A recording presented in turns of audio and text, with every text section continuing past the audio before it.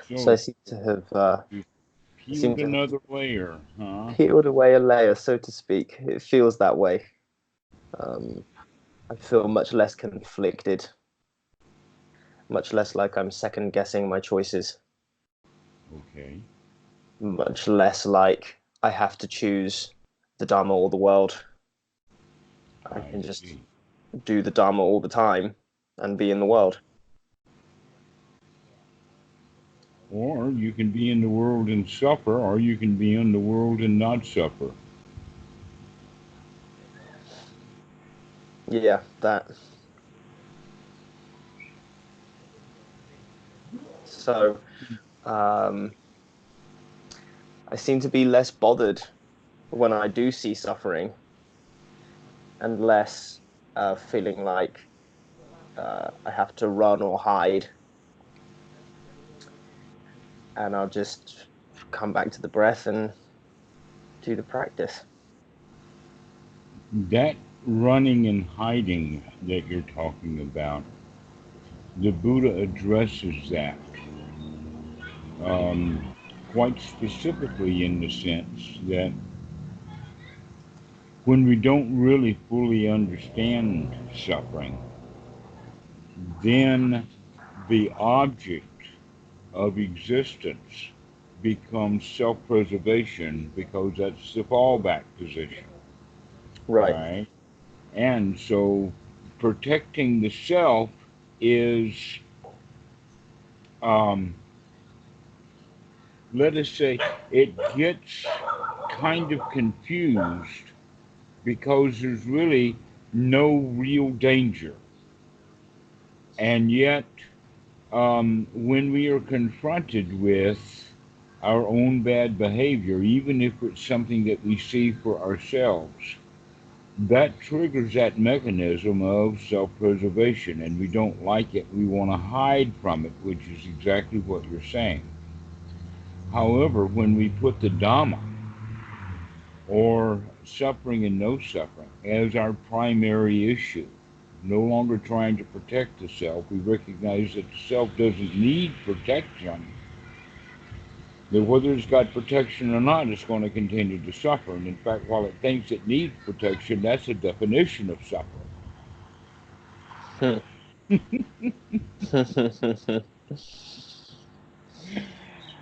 Ah, so that's when that realization comes, we begin to see that it is actually better for us to see and recognize suffering, even in the sense of our own wrong behavior, our own bad behavior, our own, let us say, emails with an attitude. And in fact, the internet seems to be 100% attitude, especially on Twitter. Yes. All right. But when we recognize that in ourselves, we should be grateful or thankful or pleased because this is a lesson. If we can see that stuff and actually come to the point of actually enjoying catching you. Aha, I caught you in these real wrongdoings. It surprisingly enough is exactly the very first teaching that we ever have for the student. When the mind wanders away, never mind, start again. So once we get enough Dhamma that we start to get attuned to and start watching for suffering, we begin to see it cropping up in the very places where we didn't want it exposed before. Yep. But by But it's doing it's so, go ahead. it's kind of given me some strength to be able to encounter certain things that I was hiding from. Yeah, you're strong enough. Yeah. You're strong enough to deal with that stuff. We don't have to hide it anymore. We don't Hmm. even have to fight it. That's the fight or flight. The flight is to hide from it, and the fighting is that, oh, I'm a bad boy. Hmm. But when we choose no, we're going to choose wisdom this time, neither fight or flight, which, by the way, the fight-flight mechanism is part of that instinctual behavior, the old programming. Let's be Mhm. human about this after all. Let's not be reptiles. Right. And this seems to fit with what Pema Chodron wrote about not going left or right in that article you sent. Yes, that's exactly true. That whole concept, by the way, is it's been known throughout civilization. Even the story of Adam and Eve is the story of Adam and Eve having to eat the fruit of their knowledge of having made those kind of judgment calls. Right.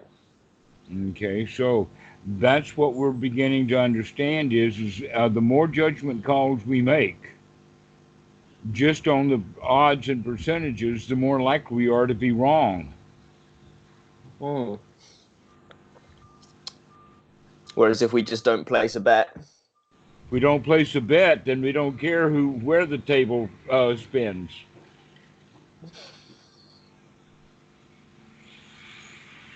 hmm. So that's where, at one time, that's a toy that Greg and I had when he was here, and that is the not my business. Not my business. NMB. Or not my BM, which was which was a joke that we were saying when you get the two backwards, but never mind. Um, th- you got to be a certain age to know what BM is. I don't think they've used that word in 40 years.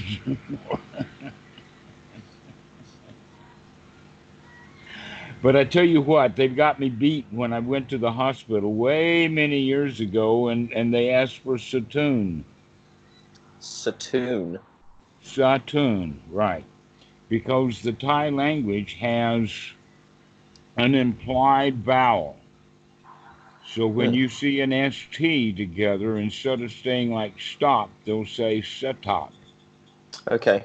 Okay, so that's the first clue. The next clue is that they have no words that end in L. Any words that end in L from other languages they convert to an N. They were asking you to take a dump. Exactly.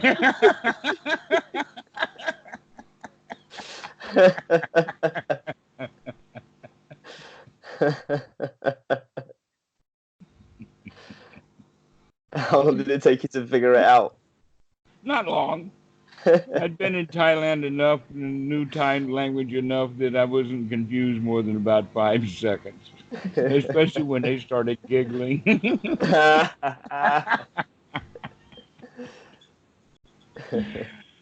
So, anyway, not my business is exactly of the not eating of the fruit. But Mhm. and in fact, the whole idea of the eating of the fruit of the knowledge of good and evil, eating the fruit is actually the result, not the cause. Right. It's the result that we've got to eat of the fruit of our labors. And our labors were out there and being church lady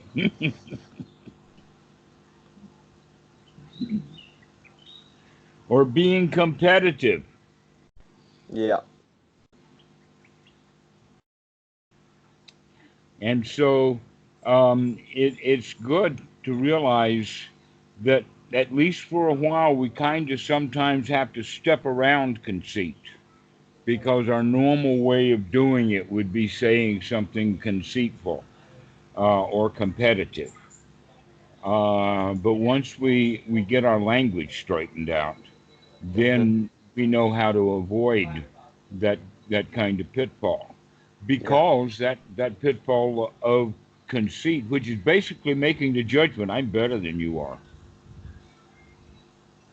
How That's a good dare way you of putting it. criticize me? I'm better than you are. That's the big one. Yeah. Yeah. And it comes in layers, many, many layers, over and over and over again. We see that the conceit can creep in, but actually, it's the creep within. the one that needs protection. Mm-hmm. And Mm-hmm. so we lie to ourselves in order to protect that thing which really doesn't need any protection at all. There's no self there that needs protection. Is it the same thing that needs to be special?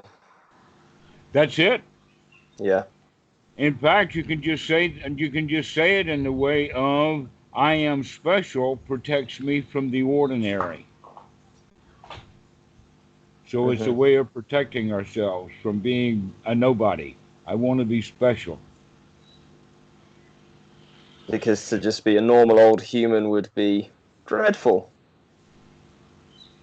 Well, certainly not part of the pile that they have been speaking about for centuries. The pile of humans trying to climb to the top of the pyramid, because Mm. only the guy at the top has the real understanding of how special he is, because he understands that while he got his shirt ripped off on the way up, now there's 9 hands on his trousers pulling him down because he's up there. Ah. Mm-hmm. Mm-hmm. Mm-hmm. Mhm. Anxiety. Actually, I don't know how many hands there are on Donald Trump's trousers right now, but there's Oh. oh, a lot of people trying to pull him down. Lots. That's really strange. And you know, in his case, if he had not won president, Mm. he would be much better off now. Sure That wouldn't have to climbing work as that hard. one, yeah, climbing that last rung of the ladder was really, really dangerous. And tough. Yes. He's an old dude. He must be exhausted. Well, what happens is the further closer to the top that one gets, the tougher it is in the competition, and therefore the more likely that they will let their morals slide. So that the way to Mm. look at it is that the people who have the most money got it because of let us say opportunities. They took advantage of opportunities. Like those old school insurance brokers with the Yeah. pirates. Mm-hmm. Oh yes, Morgan.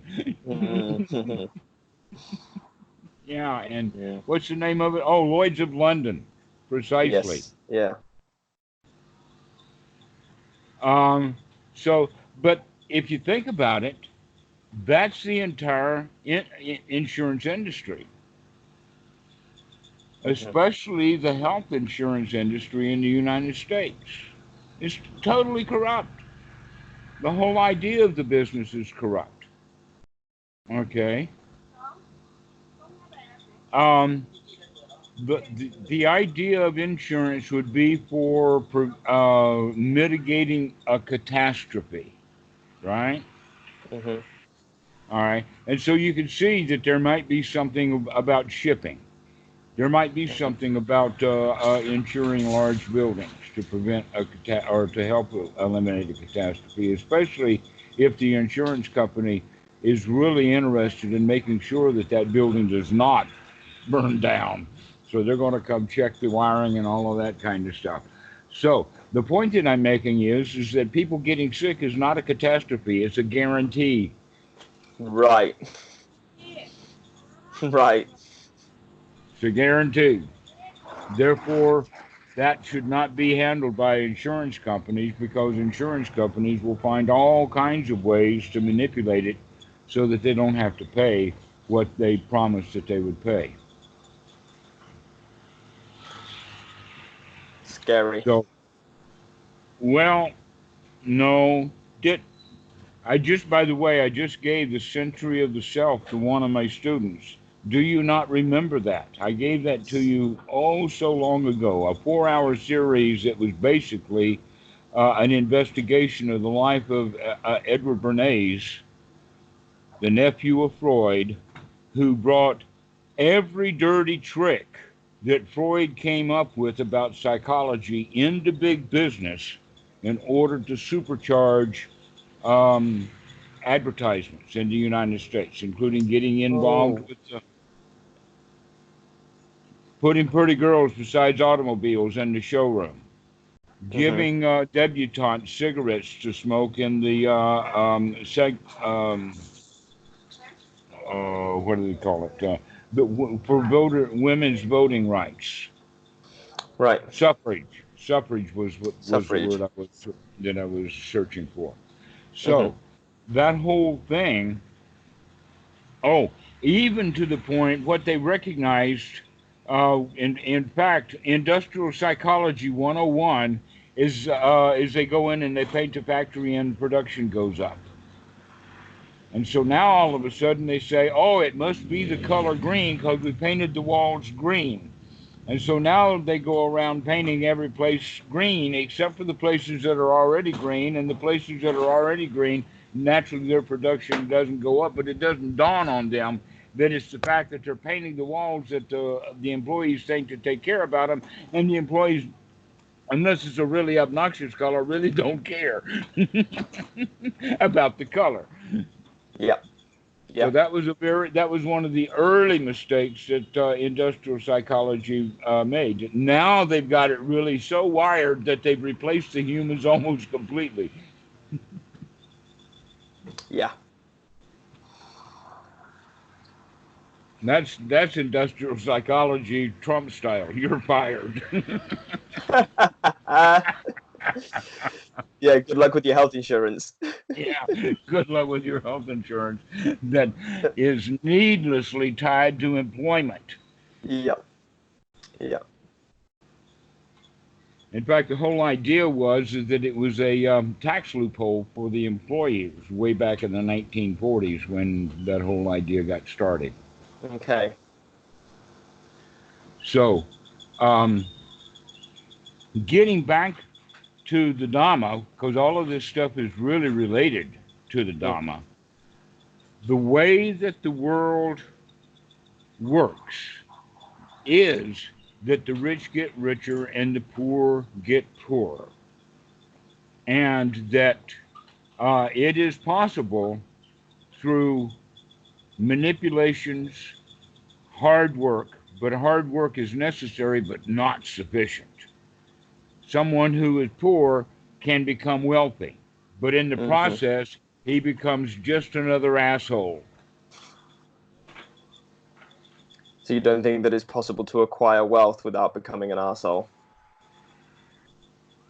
Actually, inherited wealth is nothing but a 20-year long childhood training in how to grow up to be an asshole. I offer you, what's her name, Hearst, who with the Stockholm syndrome, uh, she was, Hearst was a really, really big, wealthy publisher in California, pulling every dirty trick that he could, making a lot of enemies along the way. One of those enemies, I forget who it was, kidnapped his daughter. Mm. And when she learned what they were on about, she joined them. This was like Stockholm syndrome in spades.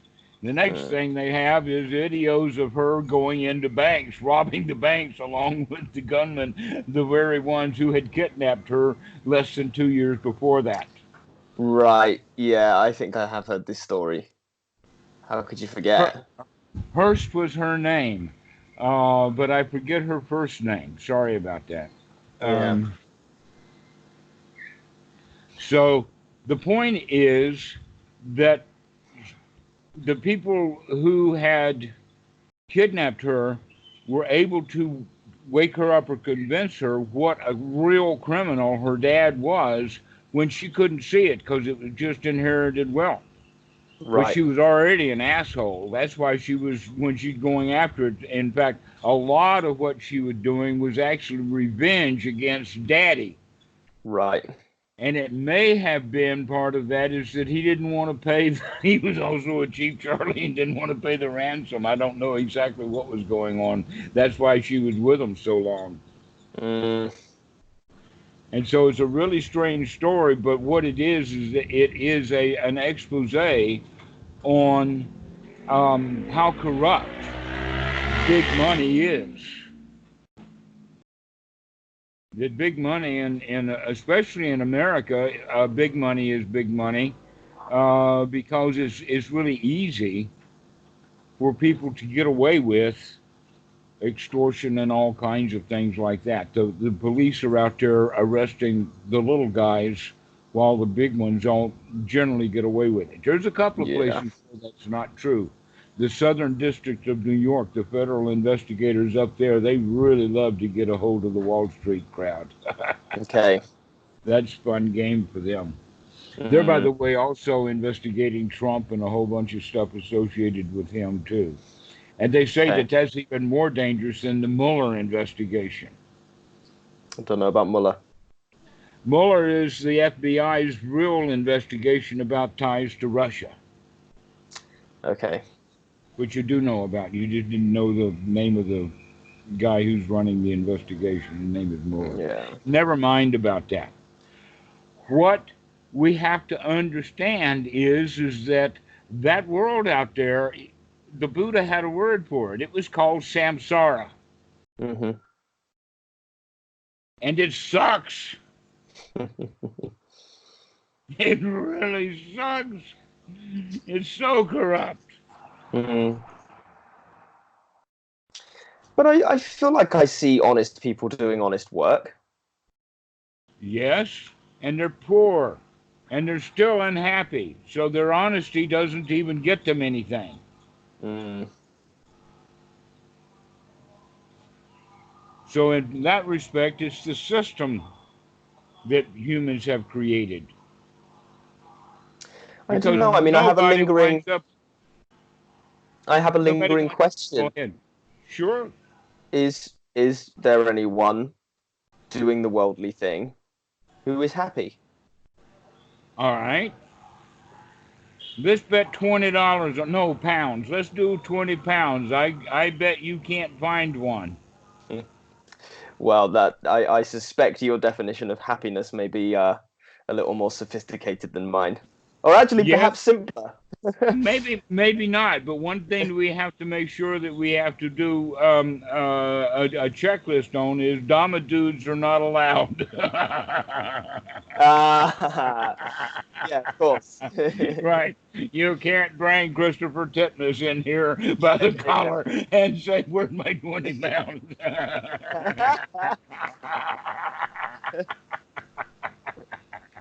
Because he'll laugh like I do.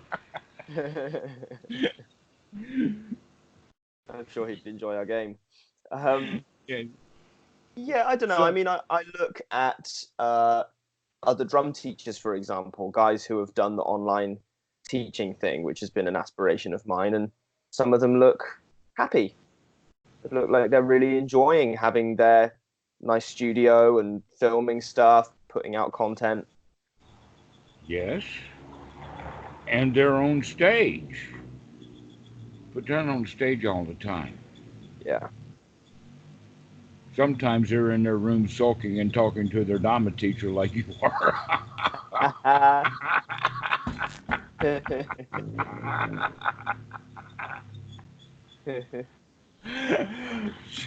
So, this whole idea about the world being samsara and that there is that teaching of Nibbana in samsara, that you can become the hub of the wheel that spins and spins and spins, but you don't have to get turned around every time the wheel spins like we normally do. Yeah. That's part of what is called the unification of mind. When the mind becomes unified, it's like it becomes the hub Right. rather than spinning around as part of the wheel, somewhere on one Hmm. spoke or another, or out there on the rim. Really, we want to grind ourselves into the dirt. Hmm. Hmm. We'll get right out there on the rim. In there. Um, yes. So that's an idea. Then we have to understand in that there is nibbana in samsara, Mhm. and there really doesn't.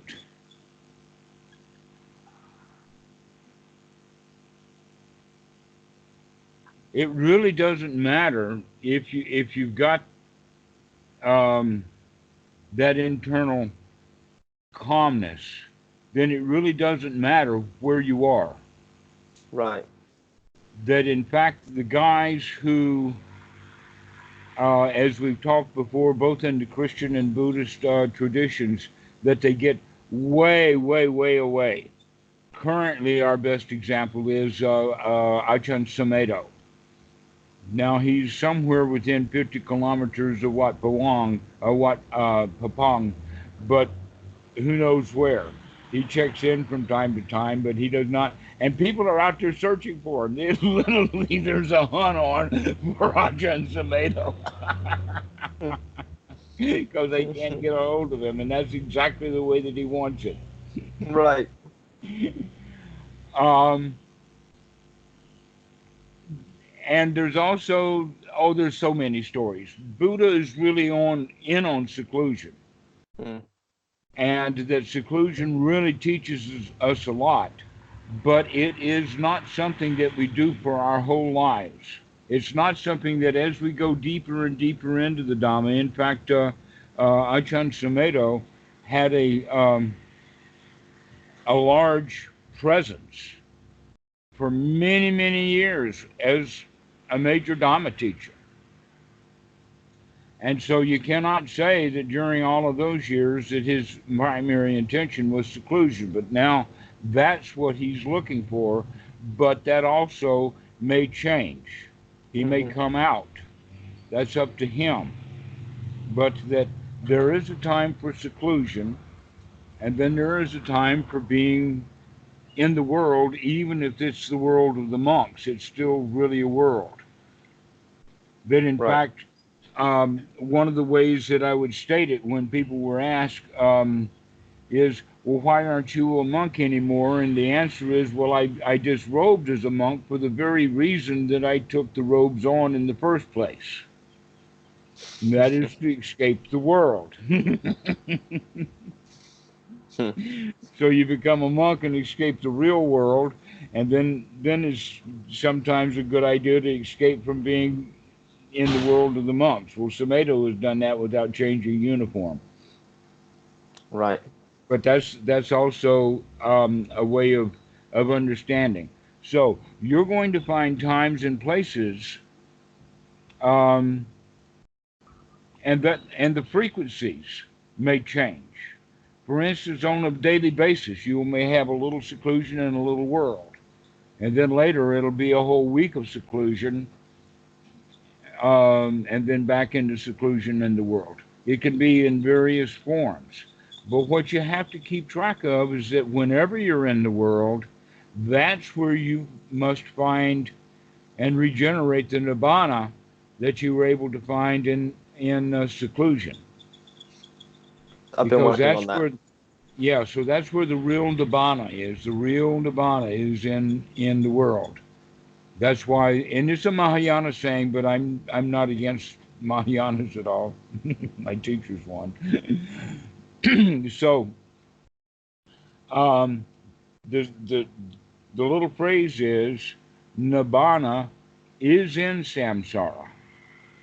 Now that's not the same thing as Nibbana and samsara are the same thing, which is one of the ways of expressing it. But rather, Okay. the better way of saying it is that that Nibbana can be found in samsara, and a good example of that is the wheel and the hub of the Yeah. wheel. Is that we become centered, so that everything kind of circles around, and we've got a ticket to a show. Yeah. If I can And it bring seems that, to be that the less that I care about what's happening out on the spokes, it's not. I think I think I've been engaged to some degree in trying to stop the wheel turning, and that requires effort. Yeah. And I'm really concerned about what's happening. And you don't have the power to stop that wheel. No. But some of the things that I think are going on along the wheel are things inside of me. So, for example, there's a certain momentum in my life as a musician, which I think I've been trying to stop or slow down or push away. And that's led to a kind of conflict. Okay. Now that you can see that, stop pushing it away. Right. But it's because you less like enjoy the music. That's where we were 2 years ago. Is that enjoy your music? Yeah. Yeah. Besides, that set of drums is your dinner plate. Right. And you enjoy your students.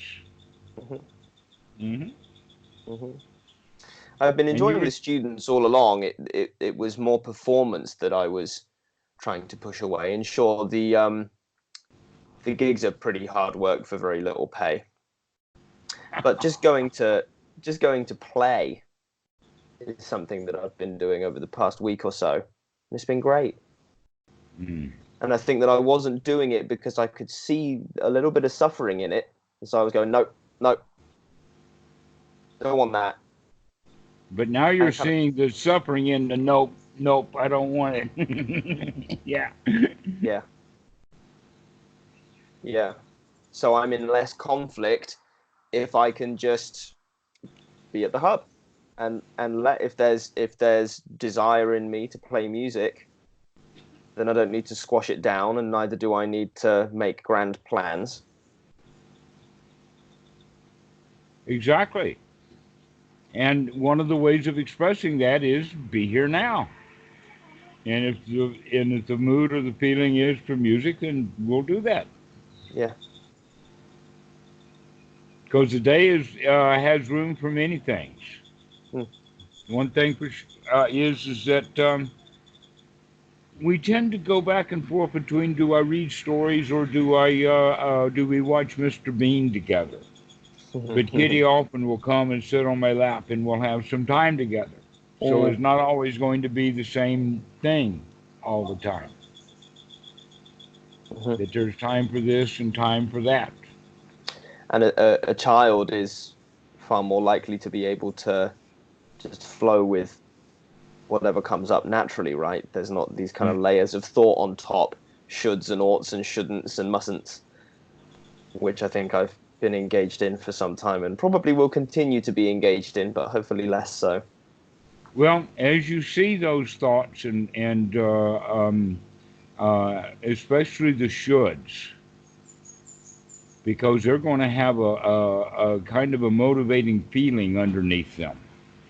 It's not just a random thought, but a should is almost like an urge, and that if you don't do it, then you're going to feel guilty.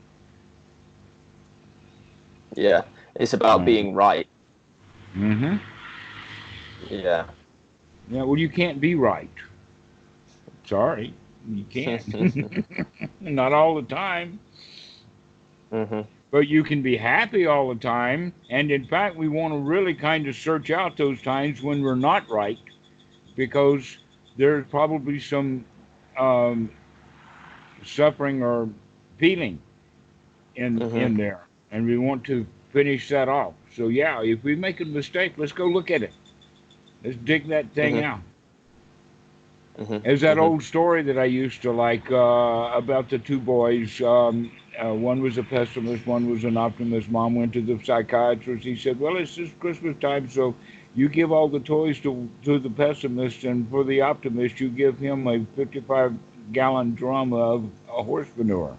And on Christmas morning, there the kid is in that barrel of horse manure going, whippy, whippy, whippy. And Mom says, what are you doing? He says, with all this horse shit, there's got to be a pony in there someplace.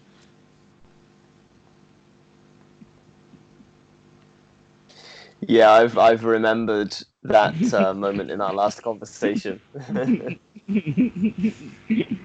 Yeah, so there's a pony in there someplace. So let's not worry too much about all of the horse shit that we find in the world. Right. And let's not be too concerned with finding a pony. Actually, that's better. Even that's better. Is to not be worried about the ponies. Or let us say that I like ponies, but I don't Mm, need one. I don't want one. right.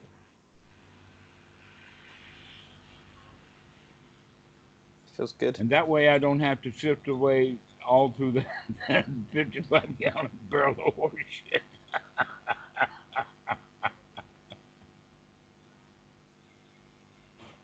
I suppose if there's a pony in there someplace, he'll come up for air and we'll catch him at it.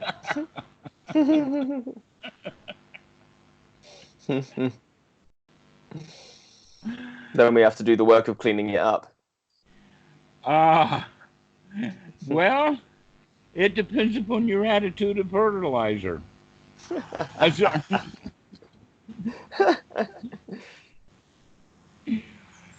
So, in all respects, all of those stories is very much to that point that we cannot fix the world, Hmm.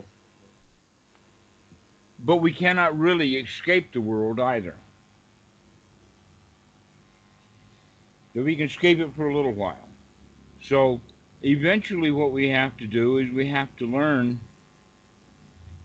uh, to be there with it. One of the examples is in the art that's in the spiritual theater at Wat Suan Mook is the drawing of a snake with a monk inside the mouth of the snake. And the caption is, "Be like the tongue of the snake." Well, the snake's not going to bite his own tongue, so he's very dangerous. Okay, so think about the world is a poisonous snake, and the safest place to deal with that snake is in its mouth, because you're not going to get bitten there.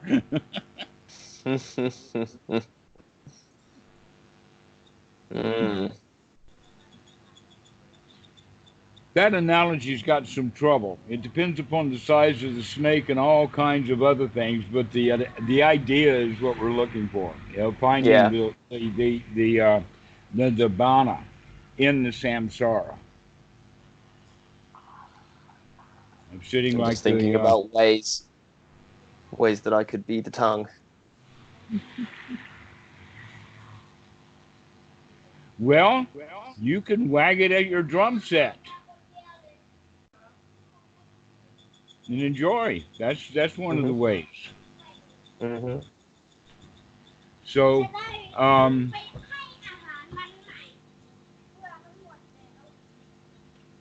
I think that let's keep this one short because I've got a lot of activity at the house right now, and supper's just been delivered, and all kinds of other things going on. Lovely. But let's let's reiterate what we're talking about in the sense of the world is samsara. It sucks. It's corrupt.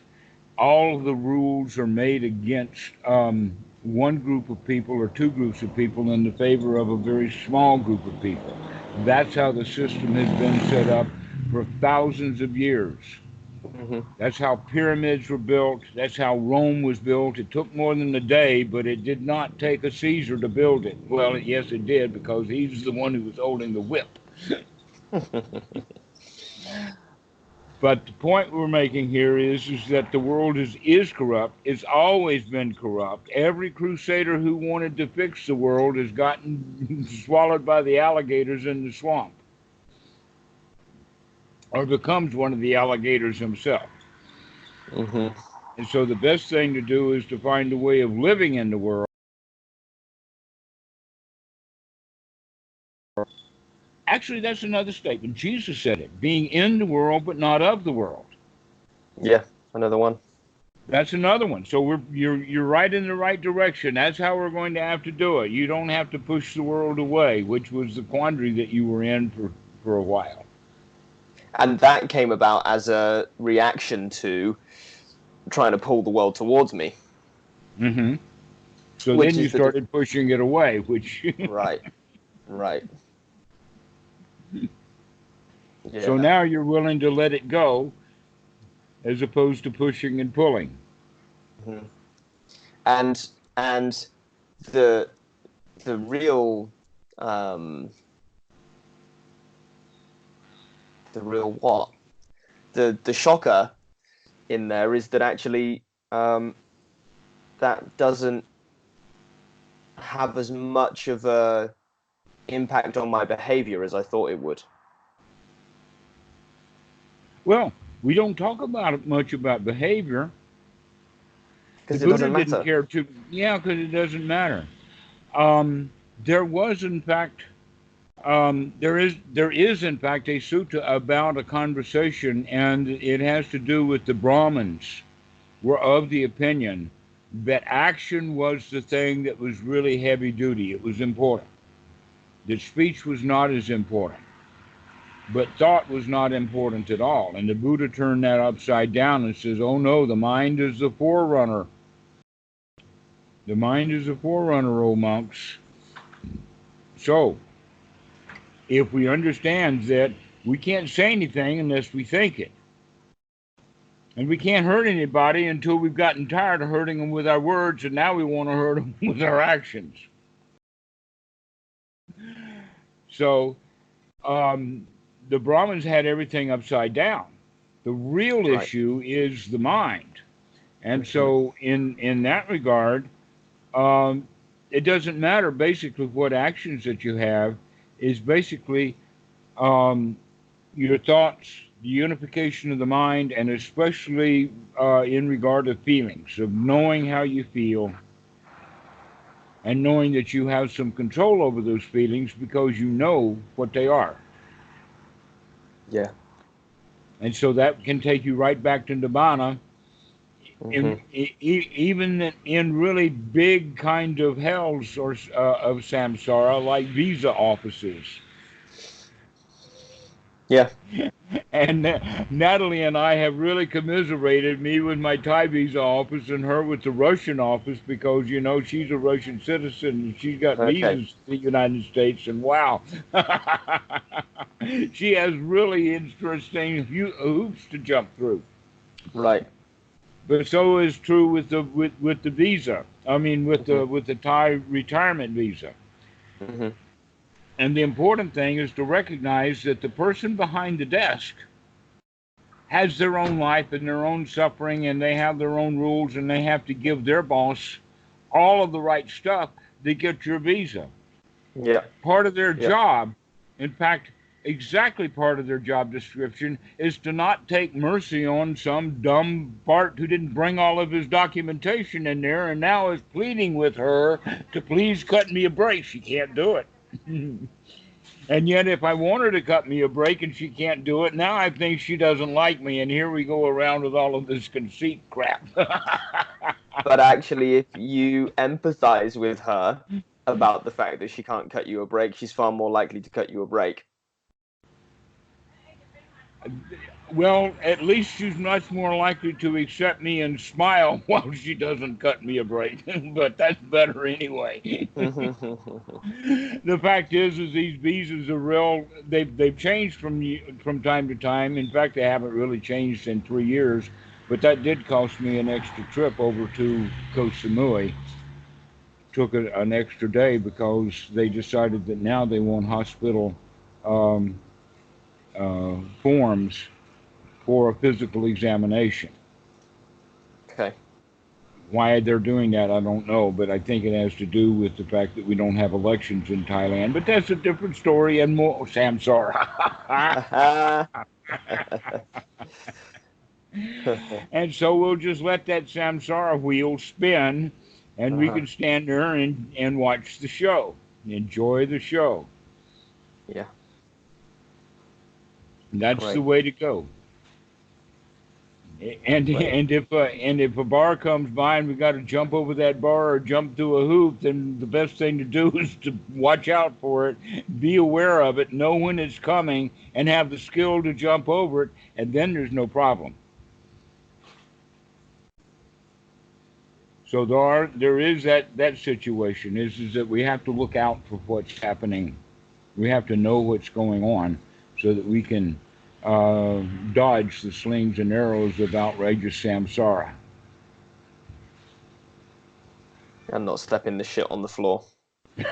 Don't you? Right. Don't go to Vietnam and watch where you step. Exactly so. This is the whole idea, right? That we cannot clean up the streets. We have to watch where we're stepping. And we can do so happily.